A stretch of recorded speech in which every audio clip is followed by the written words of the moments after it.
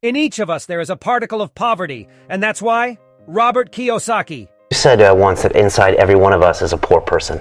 Inside every one of us is the one that goes to the supermarket and thinks, I better buy the cheaper this or buy the cheaper that. Yeah, me too. Okay. And like I'm in this hotel, right? And they want $8 for a bottle of water. I said, I'd rather drink tap water than pay $8. You know, I mean, and I can afford the $8. It's just insulting that they want $8 for a bottle of water. Right. But you're saying that mentality can hurt you as well because it puts you in a frame of conserving my income as opposed to going out. It's just being conscious. Okay. You know, being conscious of who is talking at this moment. Is it the poor person? Right. So like it really was last night, my wife and I got checked into our hotel room and said, want a bottle of water. I wanted to pay $3 for the bottle of water, but not $8. You know, so there was a battle going on between the rich person and poor person inside of me. Finally, the poor person won. So I'm going to drink tap water, even though it kills my health. And I go through the same problems that anybody else does.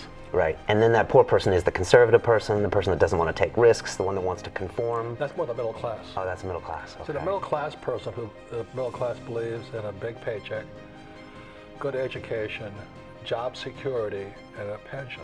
You know, so they, like when I was a Marine pilot, most of my friends stayed in the Marine Corps, not because they loved the Marine Corps, but it was a good pension. And I said, well, that's not very spiritual, you know. Or most school teachers want the steady paycheck.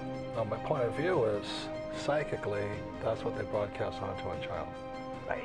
So if the teacher believes in a steady job, a steady paycheck, and no risk, and job security, any idea a child may have, like your child may say, well, I don't like that idea. They're going to crush it. Right.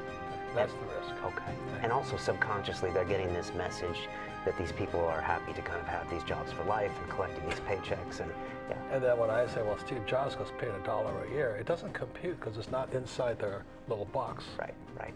You know, outside the box thinking, well, that's not possible, you know. Right.